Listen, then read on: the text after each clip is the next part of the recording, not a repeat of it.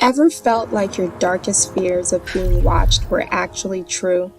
Well, this powerful documentation pulls back the curtain on life as a targeted individual, where privacy becomes fiction and safety an illusion. This series stands as both documentation and resistance, a refusal to be silenced despite overwhelming odds. Hello, welcome to the Dire-Rie of a Sane Black Woman. I am your host, Marie.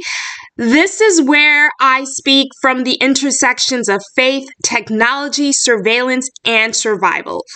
This docuseries is where I name what's been done in the dark and reclaim what's been stolen in silence.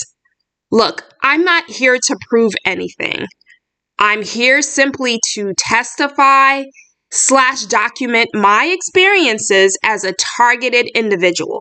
Because what I've experienced can't be explained away by glitches or paranoia. It's deeper than that. It's layered and it's real. As the former CIO of the White House, Teresa Payton, said during an interview on Scammers Payback, it's only paranoia if it's not true. So on today's episode, I will go in and discuss digital injustice, but not just the kind that lives in the headlines or research papers. I'm talking about the kind that shows up in your uploads, your inbox, your neighborhood, or your spirit. And I'm not making absolute claims here. I'm naming patterns. I'm basically sharing what I've observed, what I've endured, and what I continue to resist. Because when you're targeted, the attack doesn't stay in one lane. It spreads. It spreads into your personal life, your professional space, your spiritual walk, and it doesn't always come through the front door. Sometimes it's spyware, sometimes it's a neighbor on a balcony, sometimes it's a bot that follows you just to watch, not support. So let's look at the algorithmic mirror. They say that algorithms reflect us, right? But what if the reflection is warped? What if the mirror is being manipulated by unseen hands, malicious networks, or scripts running in the background? Here's what I've seen. Podcast episodes that stall. The inability to upload or get flagged before I even publish something, depending on the platform, right? Thankfully, I've managed to challenge these and have worked around these obstructions, although the bad actors and malicious codes continue to attempt to obstruct the progress of the destined state. Now, metrics don't match the feedback I've received. Followers who feel like plants, watching, not engaging, but maybe even reporting, right? And so a feed that's full of creators who either seem to have read or heard content, but, it's not reflected in the analytics or stats, but those who seem to have been commissioned also to troll, perpetrate false claims, narratives, and make snark comments relating to recent posts or just overall character assassination and or whatnot, right? And so you also have people physically lurking, whether it's on balconies, parking lots, listening in, not to support, but to intercept, to be nosy. And I can say right now, I hear an echo as I'm recording this, and I don't know if it's just the structure of where I am that has an echo, or if it's a device that's been planted, and that's recording me that's causing the echo. Now, also, since I've started this podcast, I've been, wondering if there's possible content that leaks before I even share it publicly, right? Because I am constantly being monitored.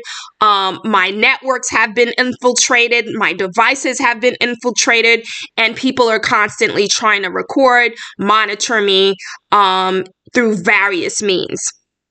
There's also been patterns of technological interference that align too precisely with moments of breakthrough or truth telling, right? Even if I'm using or trying to upload something, if I'm using AI and I'm doing research on a particular topic, whether it's to troubleshoot or to prepare for my podcast as I do research on, what's been happening, right? Not only to me, but potentially to others. And if there is a pattern of this occurrence.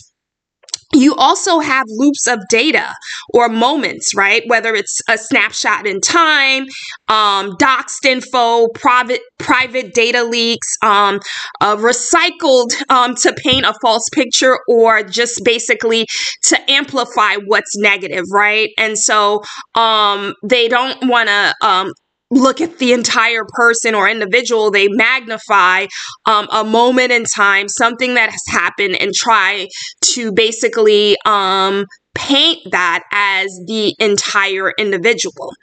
And so even without even without tech, right, in hand, I've noticed that I've been monitored.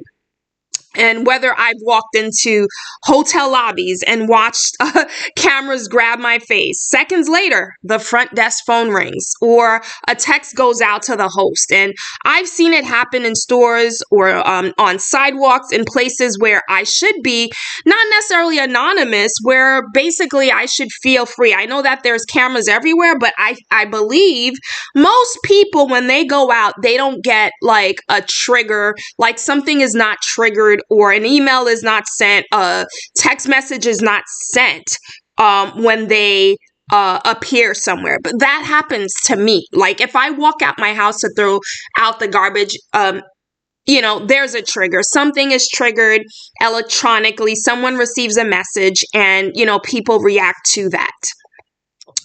And so because someone or something is watching, right? Digitally, there's been scripts that's been written to basically trigger these things.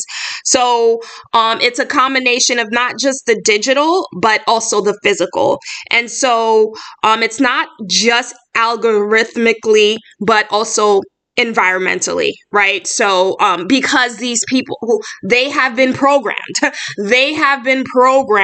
watch me, they have been brainwashed to watch me, and so they are now part of that network, right? Not only their phones and their devices are part of this bot network, but they have also subscribed to the network because now they're devoted and they're committed to monitor me, to spread information, to dilute or the truth, and basically to harm me in every aspect. And so this is what happens when technology is used not to serve, but to surveil. And, it's not used to connect, but to control. And so what are the real world repercussions when you have all of this going on, right? When the algorithm is poison, it doesn't just affect what people see, it actually affects what you can do, right? And in my situation, I've experienced this firsthand, whether it's online purchases that mysteriously fail or get flagged, right? For example, Best Buy. You know how many times I've tried to purchase certain things on Best Buy where the purchase would go through and then like minutes later it would be canceled, right? And I have a subscription with them, and regardless of that fact, I've actually had to go into the store to purchase like a Geek Squad membership, and even after physically walking in with my credit card and making that purchase, and they know that I have a subscription, if I try to make a purchase today, it gets flagged. And so there's a lot of things that's basically embedded and maliciously scripted, basically, to prevent me from doing certain things, especially as it relates to tech support or tech devices and things of that nature. You have instances where accounts will lock or have glitches while right after I speak, the truth, or right after I use a keyword, that might hint that I'm either, whether it's I'm praying or I am trying to research, things that might help me digitally, right? Things that might help me suppress the digital surveillance, things that might help me to remove malware, things of that nature. Videos that have vanished and things of that nature because of corruption on my devices. So tampering with evidence, things that have sites that have malfunctioned, right?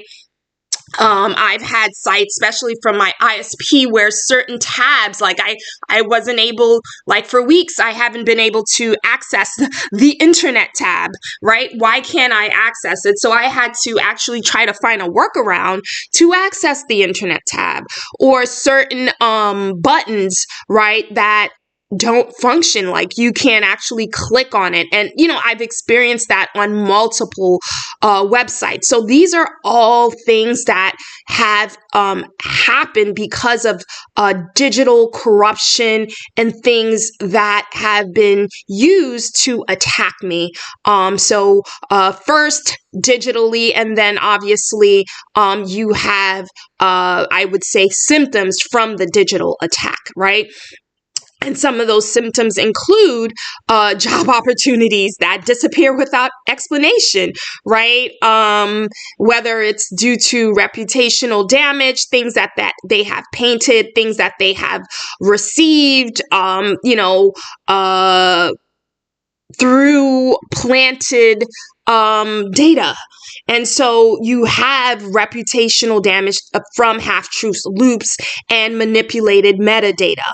And the people who receive the distorted info act on it, right? And so this actually ends up blocking reporting or spreading lies. So that is what's occurring, ladies and gentlemen. And so, even from a spiritual standpoint, so I've mentioned this before in previous episodes, where spiritual spaces, whether it's virtually or in person, have been, become infiltrated, whether it's, YouTube, spiritual space, a Zoom, spiritual space, an in-person spiritual space, where these networks, whether it's a digital network via devices, or people actually following you into those spaces, and where they're basically trying to spread lies, spread misinformation, spread private information as well, right? So it's a mixture. And so oftentimes people just accept everything that they see as truth, and they don't look at it from an objective standpoint. And so discernment is clouded. It becomes clouded by the digital distortion. When we're looking at this distortion, how can it actually negatively impact you, right? It's not just data that's being spread and sent, but it's actually it's rooted in a lot. It's a lot deeper. And so these aren't just technical flaws. They're lived consequences, right? And when they're aimed at someone like me, someone who speaks my truth, someone who speaks the truth, disrupts silence, someone who disrupts silence and refuses to conform, they become tools of suppression. And let's look at some stats here. So facial recognition systems misidentified darker skinned women up to 34.7% of the time, compared to just 0.8% for lighter skinned men. This is from MIT Media Lab and Buolamwini and Jabru from 2018. This is just regular stats, right? This is not even stats based on malicious actors interfering. This is just based on, you know, the technology and how it was programmed, right? Whether that was conscious or unconscious bias, this is basically the end result of it. And additionally, African American and Asian faces are 10 to 100 times more likely to be misidentified than white male faces. This is from NIST 2019. And then poisoning, just 0.001% of training data can cause AI models to spread misinformation or behave maliciously. And, this is happening more and more. I recently watched a video that Judge Faith, she posted a video about how misinformation about her and her husband getting a divorce was spreading. And, it started with one blog and then other people took it and it was just spreading like crazy. And then it basically it started to become like in actual search results as fact. And so, all it takes is just a small misinformation or a small data point being spread, basically to poison and affect someone's reputation, livelihood, and so forth. I'm happy in her scenario, she was actually able not only to identify the people behind the malicious data that was being spread.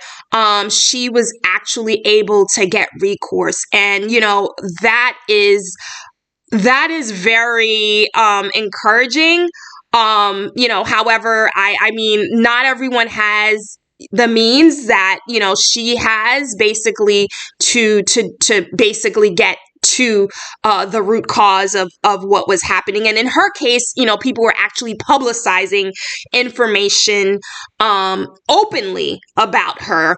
In my case, it's being done more covertly, so I think it's a little harder to identify. But the stats about the 0.001% data poisoning comes from Cornell University, and it was published in 2020. Now, predictive policing tools have wrongly flagged individuals based on biased data, leading to false arrests and reputational harm. This is from ProPublica and PredPol investigation. And that's not just predictive policing tools, but also even like with social media. I know when I first launched my my YouTube page and Instagram, it was flagged immediately because of, the corruption that was happening behind it. And, once they looked at it, immediately it was basically, they saw that it was a mistake. Right. And so that's how these things can basically trigger and affect you, negatively.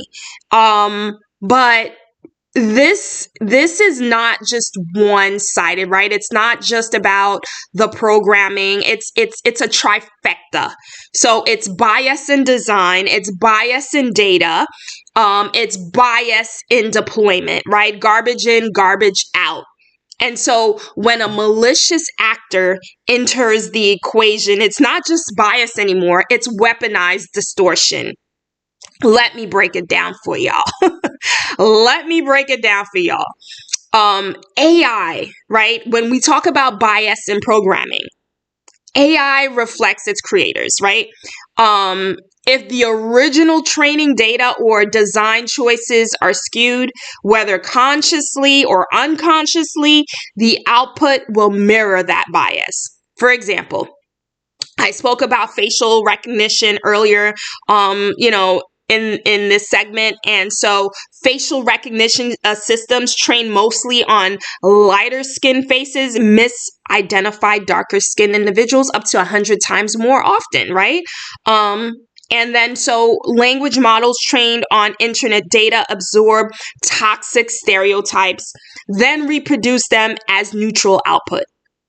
And so those are two examples of bias programming.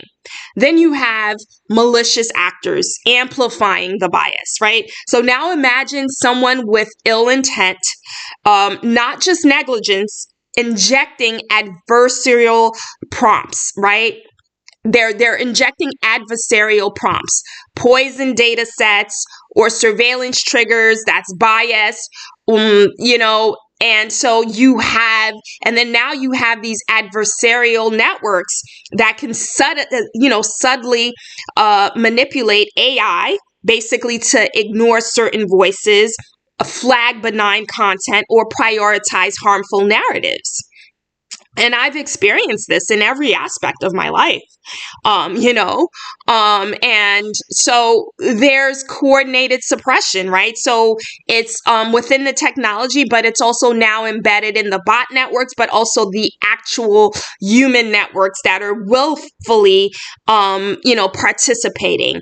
So the coordinated suppression can look like the algorithmic coincidence, but it's actually engineered silence, right? Especially when targeting either prophetic or restorative voices. So multiplication now happens through in the infrastructure as a result of that. So once the bias is embedded, once the bias is embedded, either through the programming, right, the initial programming, whether it was bias or intentional bias or unintentional bias, as well as the malicious actors that are now also injecting, poison data or malicious data into the system. Now this begins to spread across platforms, right? Social media, search, cloud tools, text messages, search results, right? Across the devices, phones, routers, power lines, across perceptions, how others see you, how you see yourself.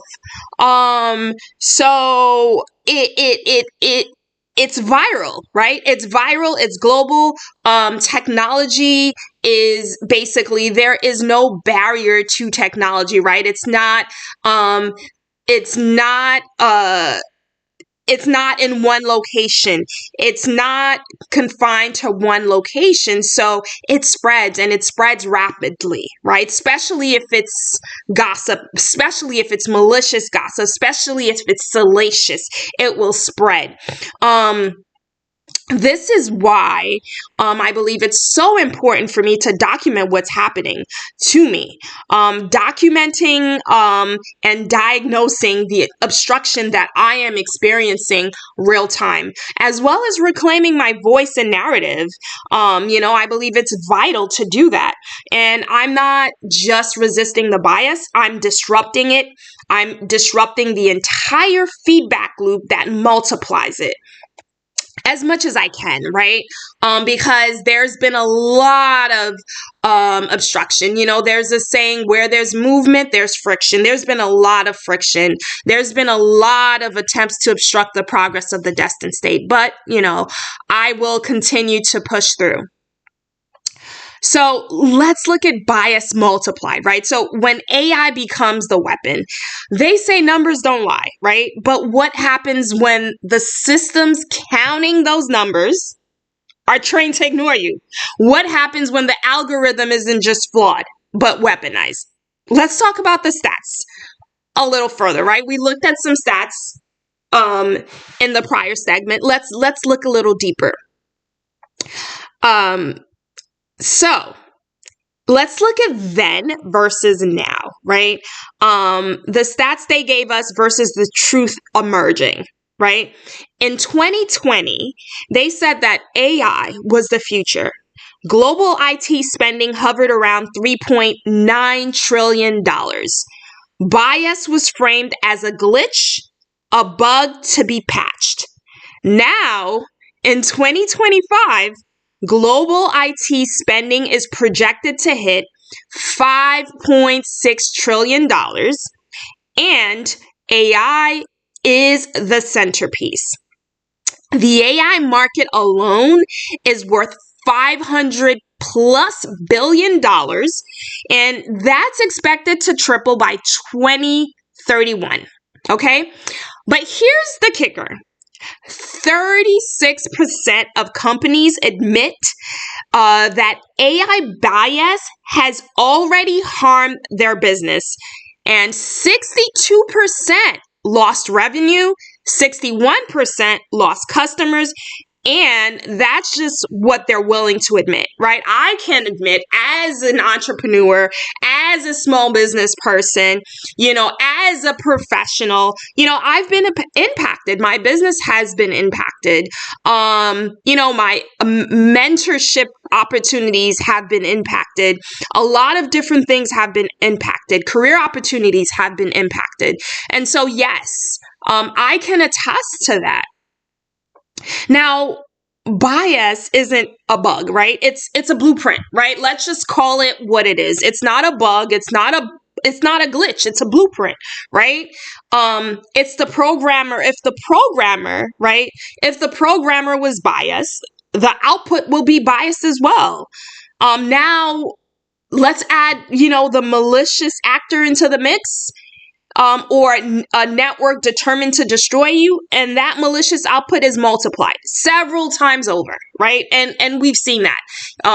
We see that in the experiences that I've been basically documenting and sharing with you all, and I'm sure the people that have lost revenue, the 62% businesses that have lost revenue or customers, they've seen that as well.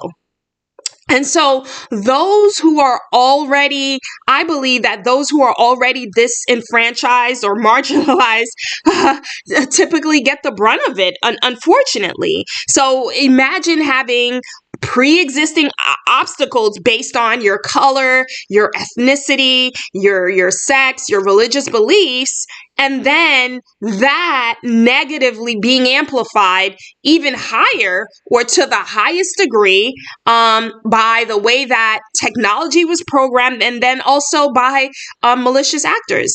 The technology and the malicious actors essentially set you up for failure, whether that's what was intentionally or unintentionally by the programmers, whether that was done intentionally or unintentionally by the programmers, and or how the malicious actors or networks have exploited what they were able to exploit, right? And so let's call it what it is. Let's call it what it is. It's engineered erasure. It's engineered erasure. So let's look at some more stats here. GPT-2 reduces Black specific words by 45.3% and female specific words by 43.4% in content filtering tests. In hiring tools, resumes with Black male names are systematically filtered out. And in long documents, large language models are trained to ignore critical information, especially if it's buried, nuanced, or inconvenient. This isn't just about fairness. It's about who gets seen, who gets silenced, and who gets erased, right? As I mentioned, it's engineered erasure. That's essentially what it is. So let's look even deeper. Let's look at the feedback loop of suppression. Bias in, bias out, right? I mentioned it before, garbage in, garbage out. But when you add malicious intent, it becomes a feedback loop of suppression. So you have adversarial actors that can train AI to one, ignore, to flag, to shadow ban, whoever is basically speaking out.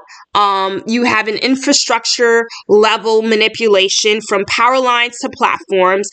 They amplify and the distortion, and then you have the result. Ontological bias. AI doesn't just reflect the world, it reshapes what we're allowed to imagine. And, a lot of people, they just, whatever they get and see, that's what they take as truth.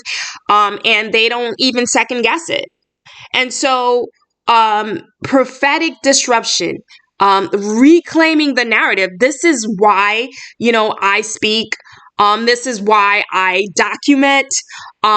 This is why I refuse to be edited out of my own story, because, everyone else is trying to tell my story. Everyone thinks they know me. Everyone thinks they know me better than I know myself, better than better than those who are close to me know me. So it's pretty interesting. So, every time, I think it's important, to speak out, because every time we name a pattern, we break its power. Every time we speak the truth, we rewire the algorithm, right? Hopefully, every time we show up, unfiltered, unbothered, we reclaim the mic. And so, let's look at where prejudice hides, right? Again, garbage in, garbage out is the saying, but what if garbage was planted, right? What if the algorithmic, feed, or the algorithm was fed poison data intentionally, right? That's where you have the malicious actors. That's why, I'm constantly seeing all these obscene things in my feed, even though I'm not even touching this stuff, or things that I haven't even looked up in like ages, or things that I'm not even involved in that I'm seeing. But this stuff is intentionally being planted. And so someone who knew that they knew exactly what they were doing, it was intentional.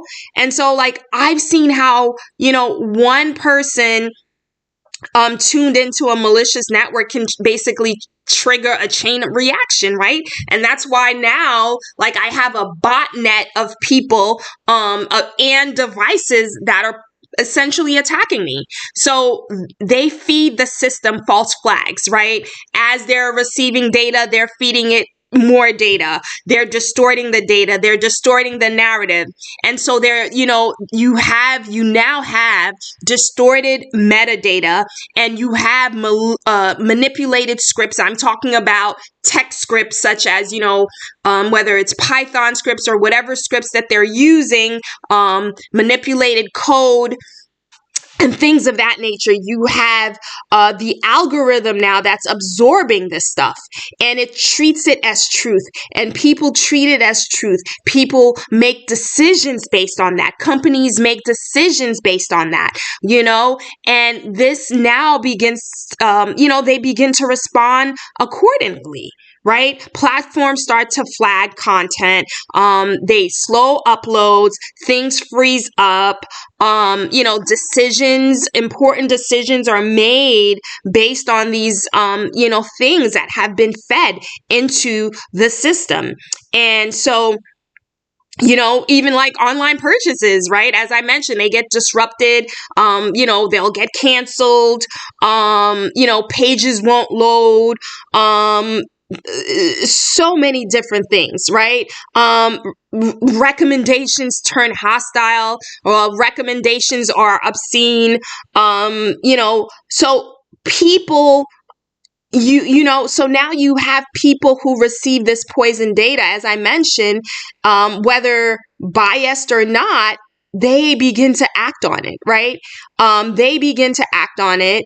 Some consciously, some unconsciously. They take whatever they see firsthand as truth.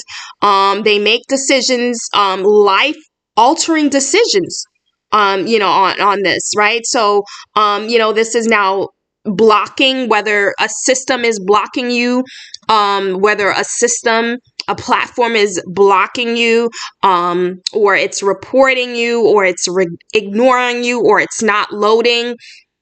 Whether it's a DDoS attack or just different things that are happening, behind the scenes, technologically, or people reacting on it, it, this is what's happening, or even worse, right? Some people are joining in. They're joining the bot network. They're joining the gang stalkers. And so now it's not just the algorithm, it's a ripple effect. It's a ripple effect. And I've spoken 2 episodes ago, I've spoken about the ripple effect. And how that can, the ripple of silence and the ripple of harm. Go back and watch it. So once a malicious seed is planted, it can grow into a forest of obstruction. And the worst part is that it's hard to prove, because the system is designed to look neutral, right? And so it's designed to hide its hand. And so, people will say it's a glitch, it's a coincidence, or worse, that it's not happening, or that you're paranoid or delusional, or that you're even insane, you're not in your right mind, you're unstable, whatever it is. That they'll say, basically just to make you seem like you're lying, or what's happening is actually not happening. So, and this is all happening while they're trying to destroy your life and while they're trying to reroute your destiny. But, the devil is a liar, and so is his mother-in-law. Whatever the enemy meant for bad, God will turn into good. And so when we look at all this, I want to kind of break this all down, right? I've said a lot. I've shared some stats, and, I've shared some examples of what I've experienced, although I haven't gone into I haven't done like a deep dive, but, high level examples of what I've experienced, with just bias programming, as well as malicious, data poisoning and algorithmic poisoning. But let's look at it, from like a structural standpoint, and how does that actually feed into the system. And for those who are listening, you probably, you can't see this, but I do have like a diagram up, just basically to help you visualize what I'm talking about and how this actually happens. So if you're listening on like a podcast platform that's just audio, check out the YouTube version, for the visual. I'm also on Rumble, so you can check that out as well. The videos, I usually post the visuals to YouTube first, so check out YouTube. But if we look at the first segment, or the first part, right, which is core bias and malicious injections, which speaks about, the core bias, which is the programmers, right? So as they're programming certain technologies, they're training it, but the data is biased, right? Whether it's conscious or unconscious. So you have the bias data, the training data, and then you now have, because someone hates you, someone's jealous of you, someone you offended knowingly or unknowingly, and is now maliciously injecting, malicious data into the system. And then now you have algorithmic poisoning. And so that is the input, right? That is the input, garbage in, garbage out. So now what do you have? You have bias programming and malicious actors. Now, the second part of this is the algorithmic and platform manipulation, right? So that includes search engine distortion, keyword triggers, ad targeting bias, if then protocols, that are manipulated. Like for example, if I'm let's say I'm searching for targeted individual or cyber stalking, I'll probably see cyberpunk or scammer or whatever, right? My search results are basically being manipulated, but also different things on my feed are also being manipulated as a result. And so the bias training data, the malicious actor injection, yields bias programming, and malicious actors, which then yields to algorithmic poisoning. Now, the third piece of this puzzle or diagram is your environmental and surveillance tactics, right? So I mentioned before that in addition to all of these devices and things that they have, you have facial recognition alerts, right? I can literally go outside with no technology. We know that there are cameras everywhere. Wherever you go, there are cameras, right? If you go to the store, if you go outside, if I'm in a hotel lobby, there are cameras there. So even without any devices, or even if my devices are shielded and turned off, you have these facial recognition alerts. And then you have spyware and device hijacking, right? So that will trigger an alert to, maybe someone that's close by, they'll get a message, they'll get triggered. I mentioned this before. The tactic is to offend or alarm, and then basically, try to manipulate that person, basically to now target me as the targeted individual. And so their system will also be hijacked, even if they're not aware of that. Now their system has spyware on it, and their devices now become hijacked. And then you also have the public space monitoring and loot metadata, right? So the hotel lobby is the perfect example of that. And so that's key. I just want to kind of pause here for a little bit. That's the key thing. A lot of people who are involved in this bot network, they don't realize that their system is also hijacked. They don't realize that they also have spyware.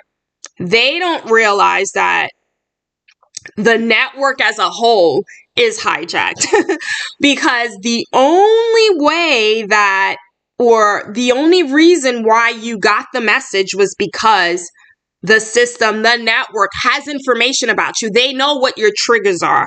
They know what's going to offend you. So then they send these, things, these messages to you.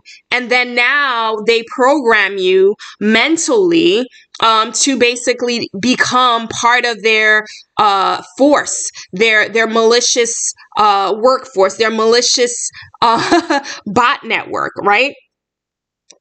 And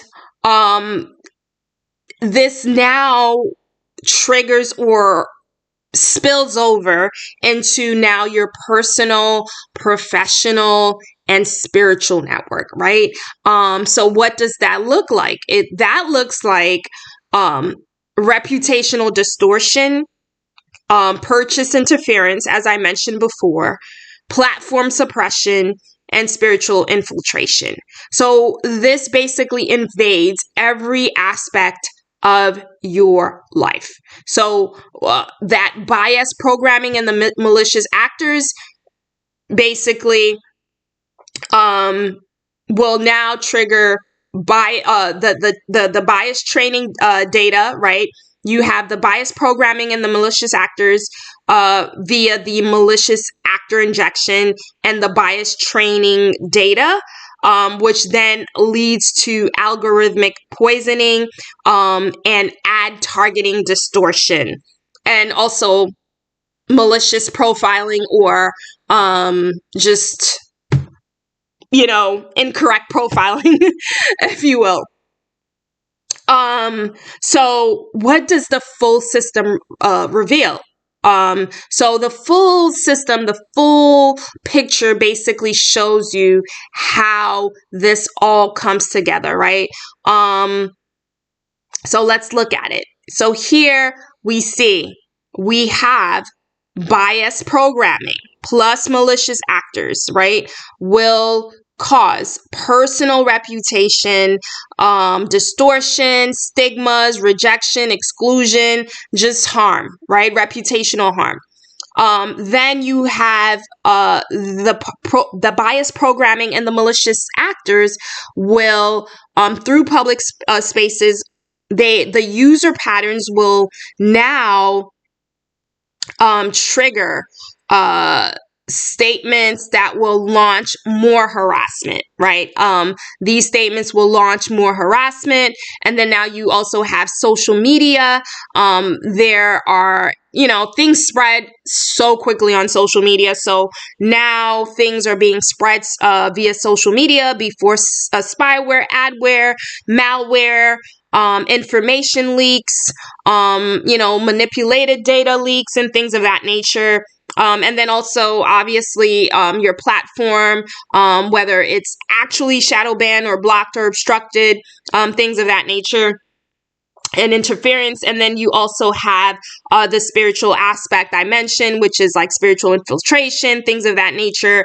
I have the last episode, season 2, episode 4, where I talk about on like during the second half of the episode, I talk about how technology can be used for spiritual warfare, right? When we talk about monitoring spirits, we no longer need to talk about monitoring spirits from a spiritual standpoint because these individuals, they have technology to monitor you. They no longer need to seek spiritual means to know what you're doing to try to obstruct your progress or to try to obstruct your purpose.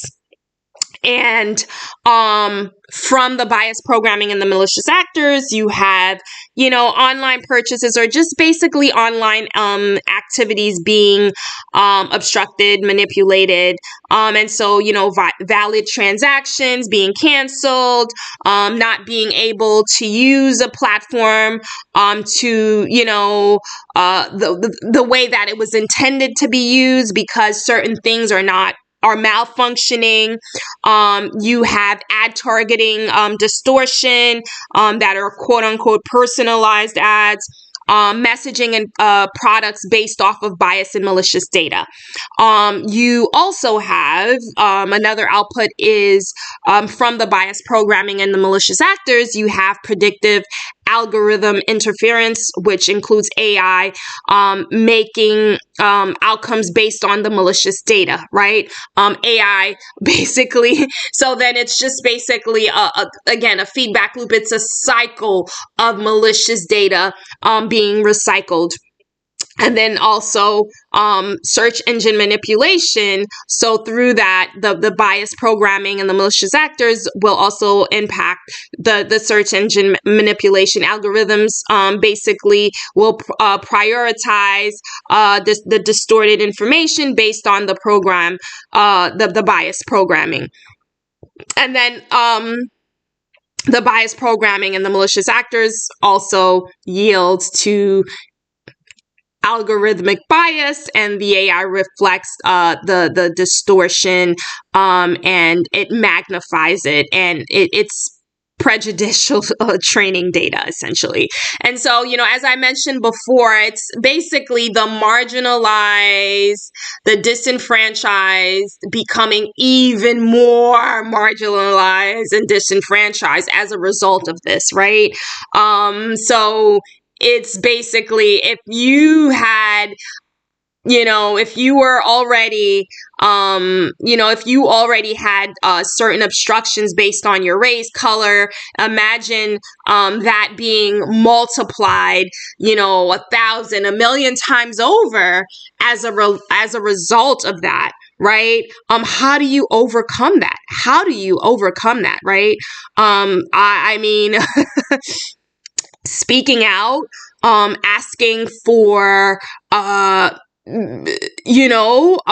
for things to be done differently in the industry, for new laws and regulations, basically that police and regulate AI and the data and how technology is being developed, but most importantly, prayer, right? Prayer.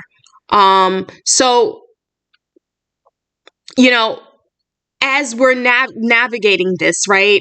As I mentioned before, we're not just talking about stats, right? We're talking about systems. We're talking about a system. We're talking about a disrupted system.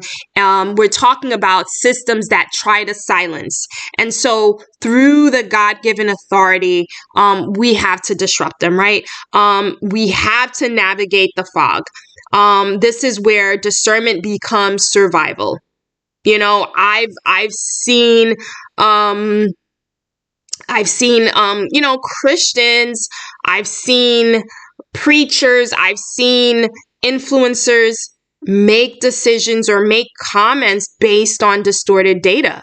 Not just my data, but just based on data. Things that are being spread, things that are going viral. And I think now more than ever, it's crucial to first rely on the Holy Spirit, rely on things that are offline first, and then second on things that are online, and then cross-checking that. I've seen prophetic words given to individuals that I'm like, that sounds like my scenario. That sounds like this is like God is speaking directly to me. I know, like, people would say that, that happens oftentimes. And, sometimes God may have a word for someone else and it's for you.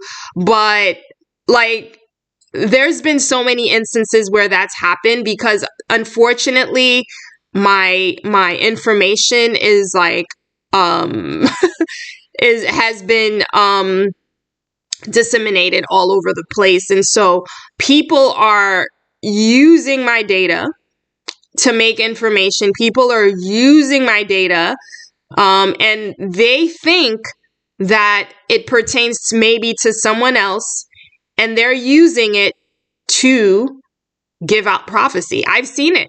I've watched people give prophetic words, and I'm like, okay, I know that this is based on information that was extracted from my system. Because, look, I'm not against using technology. I'm not against using technology. I use technology. I think we need to keep up with the times, but we have to use our discernment, and we have to be careful, right? As we're using the technology. I've been able to tell. I'm like, okay, this prophet, and I'm not saying that the person is a false prophet, and it's not just one prophet. I've seen it over, I've seen a few prophets do this, and I'm like, okay, they're using, I don't know what AI agent or AI tool they're using, but I'm like, or whatever, the analytics are feeding back to them. I'm like, okay, I can tell that they're using the analytics, basically to come up with prophecy or to give someone like a prophetic word. And I think we have to be careful with that. I think we have to be very, very careful with that, because while I think it's good to a certain extent that, okay, You have more insight into whoever it is that you're talking to, potentially, right? Potentially. But, if that data is not that person's data, and you're giving them a prophetic word based on the data that you think is their data, now you're misleading that person, and that person may be making a decision, a life altering decision based on that data. And so, yes, we always say test the spirit, but some people, they will just go off of whatever they hear because they know that, okay, this is a reputable prophet.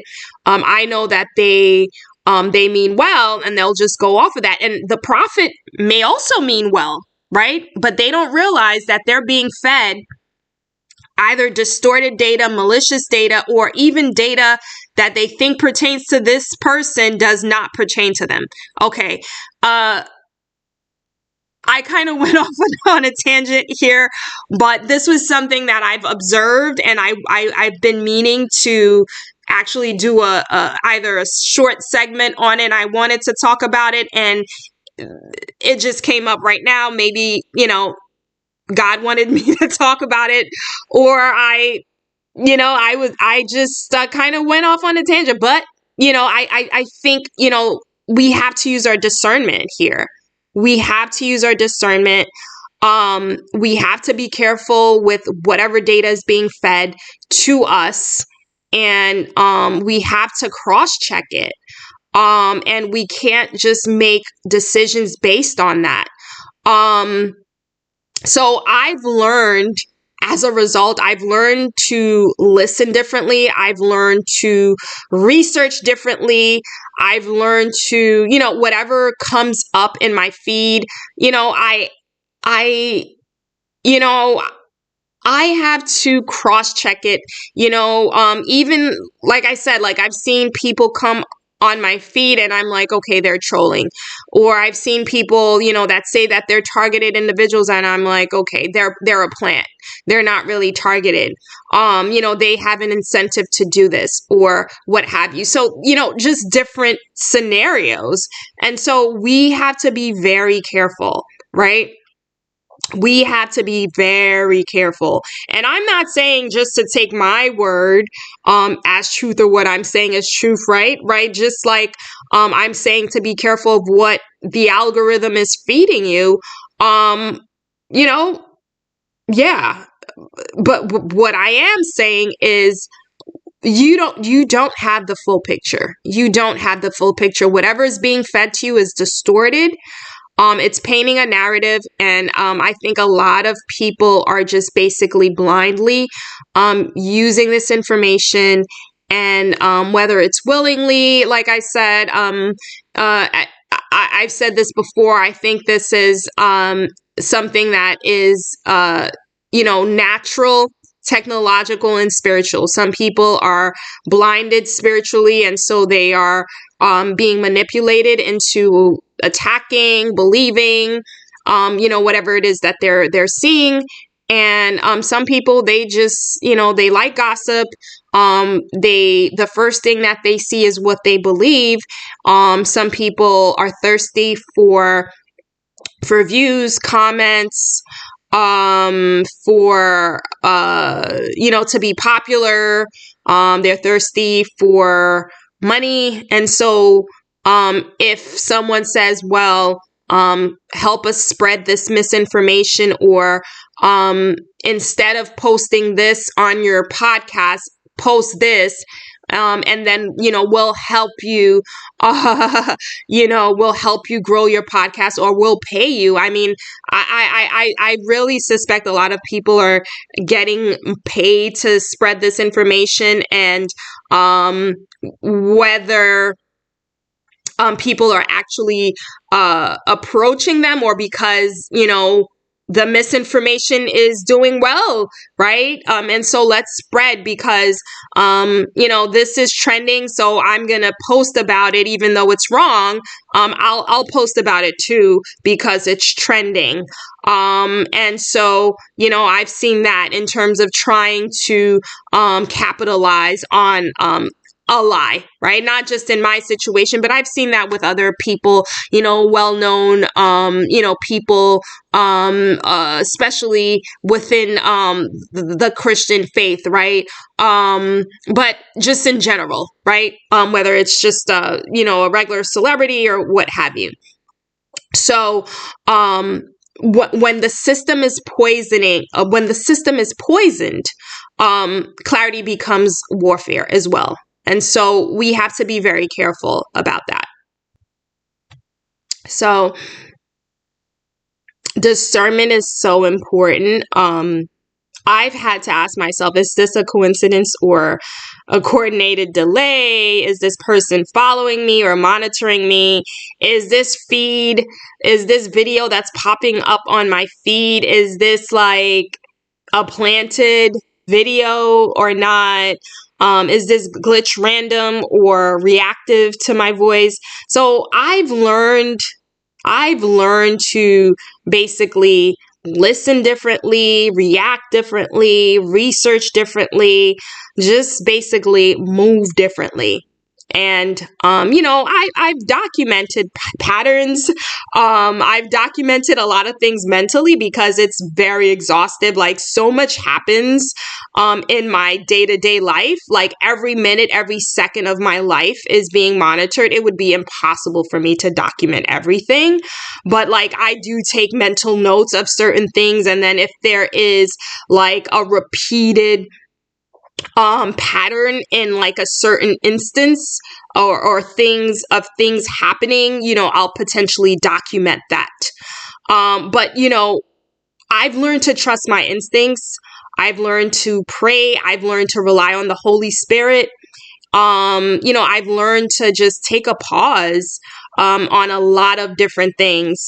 Before I publish, before I click on a video, just things in general, right? Information that I'm seeing, I've just learned to pause because it's all designed to program us. And I use the prophetic example because in my mind, right? And again, I said, I'm not calling these people false prophets, but in my mind, if a prophet, someone who's a seer, right? Someone who has more discernment than the average person, if they can be fooled, if they can be tricked by the algorithm, by the data, by the technology, how much more can the normal or average person be tricked, be programmed, be manipulated? How much more? We are in very serious times. And if we don't take back our control, we are in big trouble. We need to use discernment. Because when the system is poisoned, clarity becomes warfare. We need to take back the control. And so I've learned that even silence can be weaponized, right? So they loop old data to make it seem like I'm stuck, right? They'll exaggerate moments to paint me as unstable. They violate privacy in every category, whether it's personal, professional, spiritual, and then use that stolen insight to distort my image. But I'm not what they loop, right? I'm not what they label, and I'm what I live. And, I just think we have to be very careful. And I'm just kind of, I'm nudging, the prophetic voices, the prophets, the true prophets out there to be careful, and just to everyone, because if a prophet can be misguided, if a prophet can be, if they can be tricked, How much more can the average person? Because they have insight that we don't. They have insight that we don't. And so like I've seen it. I'm like, okay, wow, this prophet is acting exactly as the algorithm was designed to make them react. They're saying exactly what the algorithm wants them to say. You know, they're actually making a mistake in saying that this prophetic word is for this person. And I'm like, okay, I can tell that they're using something, you know, to give this person a prophetic word. And it's, you know, while I know that they're potentially also leaning on the Holy Spirit, but they're leaning on the technology also. And unfortunately, the technology is wrong. And so we need to be careful, ladies and gentlemen. We need to be careful. Now, fighting the flaw. So what do? We name it, we document it as much as possible, right? We speak it, we speak out. It's hard to document everything, as I mentioned before. We build platforms that can't be hijacked. I don't know if there are any targeted individuals who are tech experts. Reach out. If you're a cybersecurity expert, reach out. You know, if you are a legislator, reach out. And let's just make things better. Let's do better. Let's do better. Judge Faith actually called out YouTube because of how her information was being distorted, and basically the misinformation was being spread and YouTube wasn't doing anything about it. And so, you know, she fought back. She created content, and she basically exposed the people that were spreading lies about her. And so we need to create content that can't be looped. And so we need to walk in truth that can't be silenced. And, you know, I think the more and more we speak our truth and we become the ones who are in charge of our narrative, and we don't allow the technology to take control, I think we're in a better position. But from the looks of things and what I've been seeing, it seems like a lot of people have been allowing the technology to lead them as opposed to them leading the technology. And so we are not in a good position. Humanity is not in a good position. You know, the spiritual leaders aren't in a good position because they're also being manipulated. The prophets, a lot of them have been manipulated by the technology as well. So we need to kind of tap into how things were done before technology while still using technology, right? And so we need to rely on our natural senses first and then on the technology. What I demand and what we all should demand is transparency, right? We need to have a diverse team or diverse teams building AI. We need to have audits of the training data that are being used. There needs to be oversight of surveillance tech. There needs to be accountability for digital harm. There needs to be more regulation around tech as a whole.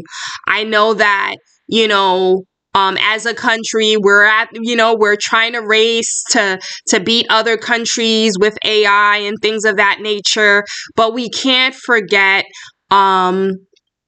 ethics.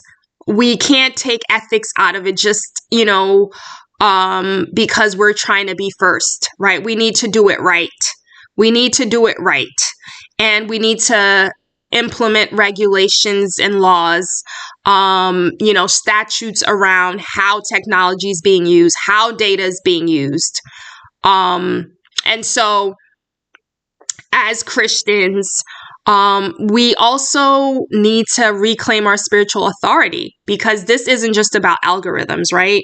As I mentioned, a lot of, the spiritual enemy that we have, they're using technology to obstruct us. They're using technology.